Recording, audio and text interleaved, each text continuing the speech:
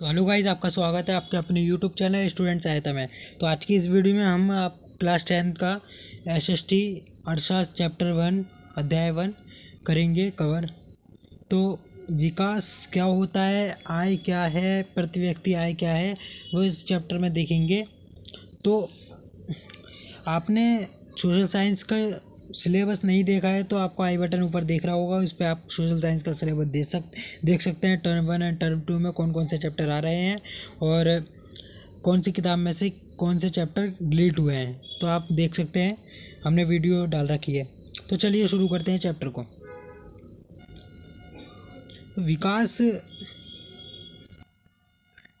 विकास अथवा प्रगति की धारणा हमेशा से हमारे साथ है, यानी हमारी आकांक्षाएं और इच्छाएं हैं कि हम क्या करना चाहते हैं और अपना जीवन कैसे जीना चाहते हैं। इसी तरह हम विचार रखते हैं कि कोई देश कैसा होना चाहिए, हमें किन अनिवार्य वस्तुओं की आवश्यकता है, क्या सभी जीवन को बेहतर ले सकते हैं, लोग मिलजुल कर कैसे रह सकते हैं, क्या और अधिक समानता हो सकती है। तो विकास इन सभी प्रश्नों पर विचार करने और इन लक्ष्यों को प्राप्त करने के उपयोग से जुड़ा हुआ है। अब यह काम जटिल है और इस अध्याय में हम विकास को समझने की प्रक्रिया शुरू करेंगे। तो आप उच्च कक्षाओं में इन मुद्दों को अधिक गहराई से सीखेंगे। तो इसके अतिरिक्त एक बहुत से प्रश्नों के उत्तर आपको अर्थशास्त्र में ही नहीं बल्कि इतिहास और राजनीतिक विज्ञान 2 किताबें हैं आपकी, तो उनके पाठ्यक्रम में भी मिलेंगे। ऐसा इसलिए है क्योंकि आज जो जीवन जी रहे हैं हम, वह अतीत से प्रभावित है। हम इसे जाने बिना बदलाव की इच्छा नहीं रख सकते। इस तरह हम केवल एक लोकतांत्रिक राजनीतिक प्रक्रिया के द्वारा ही इन आशाओं और संभावनाओं को वास्तविक जीवन में प्राप्त कर सकते हैं। अब विकास क्या वादा रखता है। विभिन्न व्यक्ति होते हैं और विभिन्न उनके लक्ष्य होते हैं। तो विकास क्या वादा रखता है, तो हम यह कल्पना करने का प्रयास करें कि तालिका 1.1 दी गई है आपको नीचे। तो सूची के अनुसार लोगों के लिए विकास का क्या अर्थ है हो सकता है। तो लोग अपने अलग अलग लोग हैं, अलग अलग उनके विकास करने के लक्ष्य भी होते हैं, उनके लक्ष्य भी होते हैं, आकांक्षाएं होती हैं। उनकी क्या आकांक्षाएं हैं, आप देखेंगे कि कुछ स्तंभ अधूरे भरे हुए हैं, तो उन्हें आपको भरना है और आप उनमें व्यक्तियों को भी जोड़ सकते हैं। तो यहाँ पर एक पिक्चर दे रखी है कि ये रिक्शे वाला कह रहा है एक बच्चे से कि तुम एक कार चाहते हो। अभी देश की जो स्थिति है उसमें तुम यही आशा कर सकते हो कि काश तुम्हारे पास एक रिक्शा ही हो। तो जो देश की आर्थिक स्थिति है, तो ये रिक्शे वाला उस बच्चे से कह रहा है कि अभी तुम यही कामना करो कि आशा रखो कि तुम्हारे पास एक रिक्शा ही हो, वही सही है। तो यहाँ पे एक तालिका की जो बात हो रही थी वो ये तालिका है कि इसमें दे रखा है एक पॉइंट है, विभिन्न श्रेणी के लोगों के विकास के लक्ष्य। तो अलग अलग व्यक्ति होते हैं, उनके विकास के लक्ष्य भी अलग अलग हैं। तो पहला है व्यक्ति की श्रेणी और विकास लक्ष्य आकांक्षाएं। तो भूमिहीन मजदूर है एक, उसके लिए विकास के लक्ष्य और आकांक्षाएं क्या हैं। तो काम करने के लिए अधिक दिन हो उसके लिए, और मजदूरी हो अच्छी, और स्थानीय स्कूल उनके बच्चों को उत्तम शिक्षा प्रदान करने में सक्षम हो, कोई सामाजिक भेदभाव नहीं हो उनके साथ, और गांव में भी नेता बन सकते हैं। तो उनके ये लक्ष्य हैं कि उनको अधिक मजदूरी मिले, काम के अच्छे दिन मिले, और उनके जो बच्चे हैं उनको स्कूलों में अच्छी पढ़ाई मिले। तो उनके लिए विकास अलग है। अब दूसरा है पंजाब के समृद्ध किसान, उनके लिए विकास क्या है। तो पंजाब के समृद्ध किसानों को उनकी उपज के लिए ज़्यादा समर्थन मूल्य और मेहनती और सस्ते मजदूर द्वारा उच्च पारिवारिक आय सुनिश्चित करना, ताकि वे अपने बच्चों को विदेशों में बसा सकें। तो अच्छी आय मिले उन्हें कि उनके बच्चे जो हैं वह विदेशों में जाके पढ़ सकें। अब यहाँ पे एक खाली दे रखी है तालिका। तो किसान जो खेती के लिए केवल वर्षा पर निर्भर है। तो अब खेती के लिए किसान खेती करना चाहता है, लेकिन वर्षा नहीं हो रही है, वर्षा पर निर्भर है, तो वो तो यही चाहेगा ना कि वर्षा हो जाए। तो उसके लिए विकास यही है कि वर्षा हो जाए, है कि नहीं, और फसल उसकी अच्छी हो जाए और उससे पैसे आ जाए। तो उसके लिए ये है। अब भूस्वामी परिवार और एक ग्रामीण महिला, तो ग्रामीण महिला क्या चाहेगी कि, तो आपने देखा होगा गाँवों में जो महिलाएं होती हैं वो भी खेती करती हैं, तो उसके पति जो है वो भी अच्छा से खेती हो उसकी, अच्छे से कमा सकें, तो उसके लिए ये। अब है शहरी बेरोजगार युवक, तो शहरों में जो बेरोजगार युवक होते हैं तो उनके लिए यही तो होगा कि उनको अच्छी सी नौकरी मिल जाए। अब है शहर के अमीर परिवार की एक लड़की, तो उसके लिए विकास क्या है, तो उसे अपने भाई की जैसी आज़ादी मिले और वह अपने फैसले खुद कर सकती है और वह अपनी पढ़ाई विदेश में कर सकती है। तो वह ये चाहेगी कि उसको अपने भाई की तरह आज़ादी मिले और वह अपने फैसले खुद ले, तो उसके लिए विकास ही है। तो आपने देखा कि अलग अलग व्यक्ति थे इसमें तालिका में और अलग अलग उनके विकास के लक्ष्य थे। तो ऐसे ही विकास विभिन्न व्यक्तियों के लक्ष्य भी अलग होते हैं विकास के, और आकांक्षाएं भी अलग अलग होती हैं। अब यहाँ पे दे रखा है तालिका 1.1 को भरने के बाद इसका निरीक्षण करते हैं, क्या इन सभी लोगों के विकास की प्रगति के बारे में एक जैसा विचार है? नहीं, अलग अलग विचार है सबका।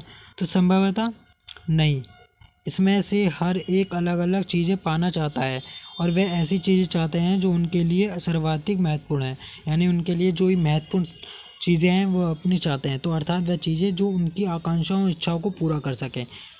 अब वास्तव में कई बार दो व्यक्ति या दो गुट ऐसी चीज़ें चाह सकते हैं जिनमें परस्पर विरोध हो सकता है।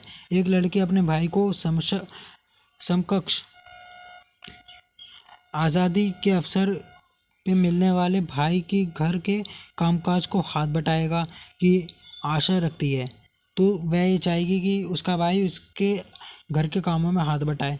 तो ऐसा तो हो ही नहीं सकता, हो सकता है कि वह भाई को यह पसंद ना हो, ठीक है। अब इसी तरह अधिक बिजली पाने के लिए उद्योगपति ज़्यादा बांध चाहते हैं, और लेकिन इससे ज़मीन जलमग्न हो सकती है, यानी ज़मीन खराब हो सकती है और उन लोगों को जीवन अस्त व्यस्त हो सकता है जो बेघर हो जाएं, जैसे कि आदिवासी। तो उन अब ज़्यादा बांधें बनेंगी तो आदिवासियों का जीवन जीने का तो सारा ख़त्म ही हो जाएगा।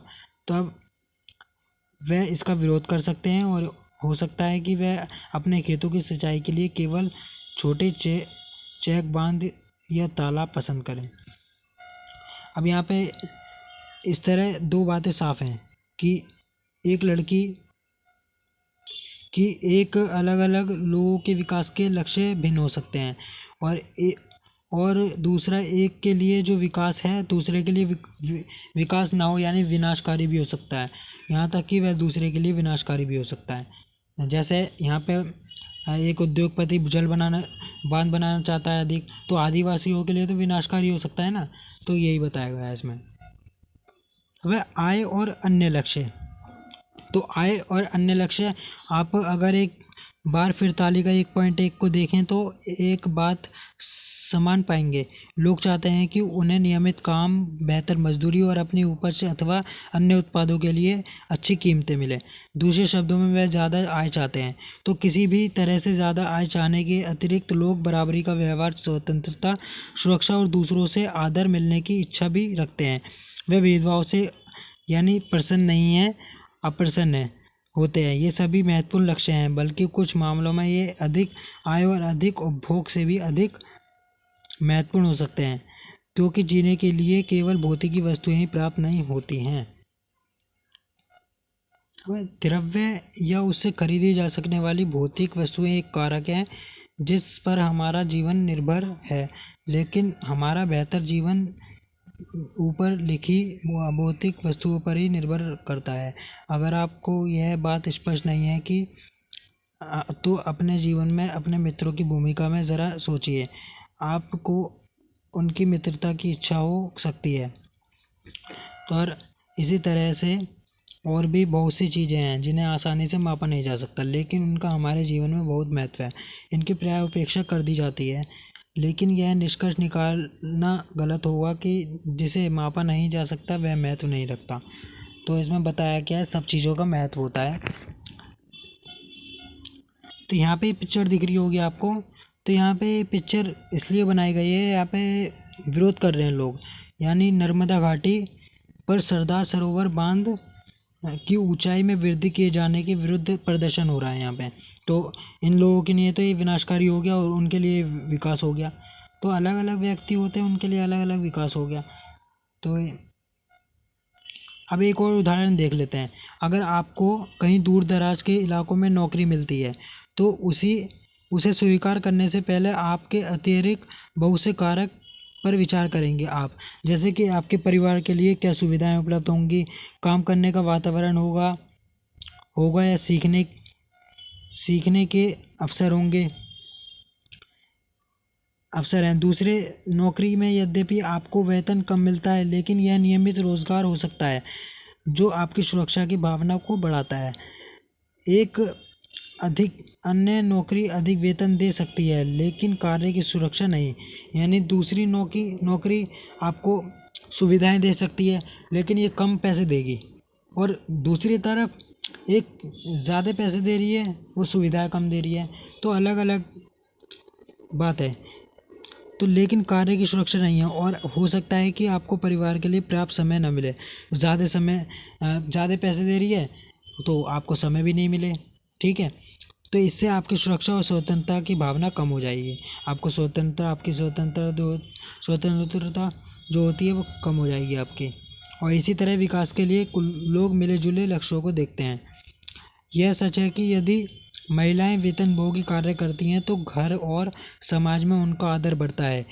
तथापि यह भी सच है कि अगर महिलाओं के लिए आदर है तो घर में उनके कामकाज में ज़्यादा हाथ बटाया जाएगा और घर से बाहर काम करने वाली महिलाएं को अधिक स्वीकार किया जाएगा। संरक्षित वातावरण के कारण ज़्यादा महिलाएं विभिन्न प्रकार की नौकरियां या व्यापार कर सकती हैं। इसलिए लोगों के विकास के लक्ष्य केवल बेहतर आय के ही नहीं होते बल्कि जीवन के अन्य महत्वपूर्ण चीज़ों के भी होते हैं। अब है राष्ट्रीय विकास। राष्ट्रीय विकास, जैसे कि हमने ऊपर देखा कि यदि लोगों के लक्ष्य भिन्न हैं तो उनकी राष्ट्रीय विकास के बारे में धारणा भी भिन्न होगी। आपस में इस विषय पर चर्चा कीजिए। भारत के विकास के लिए क्या करना चाहिए हमें। तो संभव है कि कक्षा के विभिन्न विद्यार्थियों ने उपयुक्त प्रश्नों के अलग अलग उत्तर दिए होंगे। तो हो सकता है कि अपने स्वयं इन प्रश्नों के बहुत से उत्तर सोचे हों और उनमें से किसी एक के विषय में आप स्वयं भी निश्चित न हों। यह समझना बहुत आवश्यक है। देश के विकास के विषय में विभिन्न लोगों की धारणाएं भिन्न या परस्पर विरोधी हो सकती हैं। तो दूसरा बच्चा कोई अलग विचार अपना देगा और दूसरा बच्चा अलग देगा, जो कि हमें समझ में नहीं आएगा। अब है कि लेकिन क्या सभी विचारों को बराबर का महत्व दिया जाएगा? यदि परस्पर विरोधी है तो निर्णय कैसे किया जाए? सभी के लिए न्यायपूर्ण और सही राह क्या होगी? हमें यह भी सोचना होगा कि कार्य करने का कोई बेहतर तरीका है। क्या इस विचार से बहुत से लोगों को लाभ होगा या कुछ हो ही, यानी आपने जो विचार लिया है तो इससे सभी को लाभ होगा या कुछ ही को लाभ होगा? राष्ट्रीय विकास का अभिप्राय इन सब प्रश्नों का विचार करना है। तो गाइस, आपका ये विकास चैप्टर का पार्ट 1 था, तो यहीं पे कंप्लीट होता है पार्ट 1। आप पार्ट 2 में आपका विभिन्न देशों या राज्यों की तुलना कैसे की जाए, ये पूरा कंप्लीट चैप्टर कर देंगे पार्ट 2 में। तो आपको ये वीडियो अच्छी लगी तो लाइक करें और शेयर करें। हमारे चैनल को सब्सक्राइब कर दें ताकि आपकी सहायता हो सके। और हमारे चैनल पर आपको पूरी सोशल साइंस की वीडियो मिलती रहेंगी, तो सब्सक्राइब कर लें। Thank you.